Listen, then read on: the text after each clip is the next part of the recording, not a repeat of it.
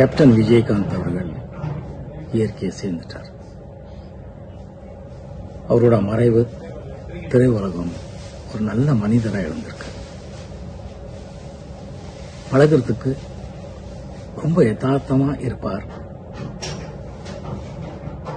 பெரியவர் சின்னவர் ஜாதி வேறுபாடு இது எதுவுமே பார்த்ததே இல்லை. அவர் அகராதியிலேயே கிடையாது. பசியில் இருக்கிறவங்களுக்கு ஆபீஸுக்கு போனா எப்பவுமே எப்படி சாப்பாடு கிடைக்குங்கிறதோ அதே மாதிரி பிரச்சனையில இருக்கிறவங்க எப்ப போனாலும் அந்த பிரச்சனையை தீர்த்துட்டு வராங்கிற ஒரு நம்பிக்கை இருந்துச்சு. அந்த நம்பிக்கையை இப்ப நாங்க எல்லோரும் இழந்திருக்கோம்.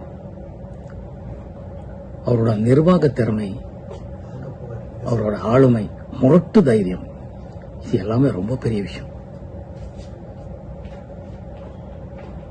அவரோட ஆத்மா சாந்தி அடைய நான் இறைவனை வேண்டிக்கிறேன்.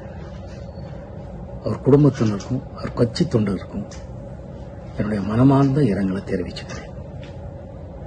கேப்டன் மூலமா 2002 ரமணா திரைப்படத்தில் நான் சினிமாவில் அறிமுகமான தமிழ், தெலுங்கு, மலையாளம், கன்னடம், இந்தி ஆகிய 5 மொழிகளிலையும் 237 படம் பண்ணியிருக்கிறேன். எனக்கு சினிமாவிலும் முகவரி கொடுத்தவர் புரட்சி கலைஞர் கேப்டன். அரசியலிலும் எனக்கு ஒரு முகவரி கொடுத்தவர் புரட்சி கலைஞர் கேப்டன் அவர்கள். பெருந்தலைவர் காமராஜருக்கு பிறகு, புரட்சி தலைவர் எம்ஜிஆருக்கு பிறகு மக்களை நேசிக்கின்ற ஒரு மாபெரும் உன்னத தலைவர். பசின்னு யார் கேட்டாலும் சாப்பாடு கொடுக்கக்கூடிய வள்ளல்.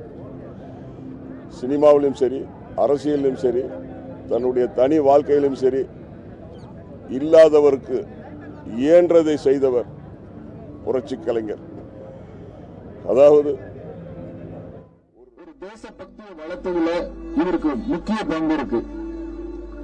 அவருடைய படங்களும் அவருடைய கதாபாத்திரங்களும் இந்த மண்ணையும் மக்களையும் சார்ந்தே இருக்கும். அதை பார்த்து ஏகப்பட்ட இளைஞர்கள் தேசபக்தி உள்ள இளைஞர்களா மாறினதுக்கு கேப்டன் விஜயகாந்த் ஒரு மிகப்பெரிய ஒரு காரணம்.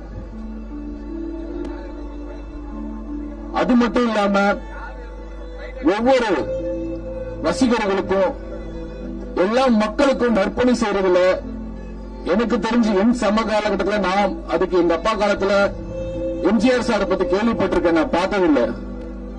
ஆனா என்னோட வயசுல என்னோட அனுபவத்துல நான் நேர்ல பார்த்த ஒரு கருப்பு எம்ஜிஆர் கேப்டன் விஜயகாந்த் அவர்கள்.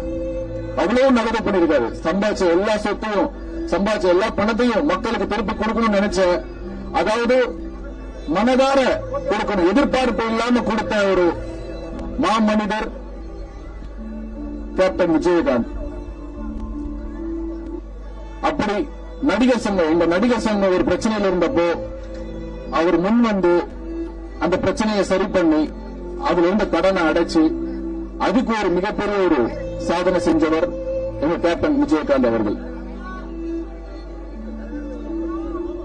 ஒரு வீட்டுல யாராவது இறந்துட்டா மனைவி, மக்கள், மகன்கள், உறவினர்கள் வர்றது ஒரு சாதாரண ஒரு விஷயம் தான். ஆனா அவருக்காக அந்த மக்கள், ஒட்டுமொத்த தமிழக மக்களுமே இன்னைக்கு வெவ்வேறு மாவட்டத்திலிருந்து இப்படி பார்த்து அழுதுட்டு இருக்காங்கன்னா இதுதான் உண்மையான தர்மம்.